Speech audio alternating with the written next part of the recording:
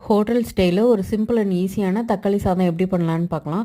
First mixie ஜாரில் ஒரு 4-5 தக்காளி, இஞ்சி, பூண்டு, மஞ்சத்தூள், தனி மிளகாத்தூள், மல்லித்தூள், கரம் மசாலா எல்லாம் போட்டு நல்லா ஃபைன் பேஸ்ட்டாக அரைச்சிக்கலாம். இது சைடில் இருக்கட்டும். நான் வெங்காயம் நறுக்கி வச்சுருக்கேன். நான் பெரிய வெங்காயம் யூஸ் பண்ணுறேன் இன்றைக்கி. நீங்கள் பெரிய வெங்காயம், சின்ன வெங்காயம் எது வேணாலும் யூஸ் பண்ணலாம், நல்லா தான் இருக்கும்.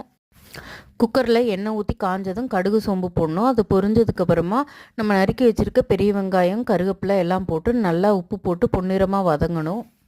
வெங்காயம் வதங்கினதுக்கப்புறம் நம்ம அரைச்சி வச்சு அந்த தக்காளி பேஸ்ட்டை போட்டுக்கலாம். நல்லா சுருளை வதக்கணும்.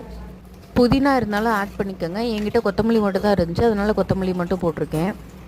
நான் எண்ணெய் அளவாக தான் ஊற்றிருக்கேன், அதனால் எண்ணெய் பிரிஞ்செல்லாம் வராது. நல்லா சுருங்க வதங்கினதுக்கப்புறமா அரை மணி நேரம் ஊற வச்ச அரிசிக்கு 1 டம்ளருக்கு 2 டம்ளர் தண்ணி ஊற்றி 3 விசில் விட்டு எடுத்தோன்னா ஹோட்டல் ஸ்டைலில் சூப்பரான தக்காளி சாதம் ரெடி.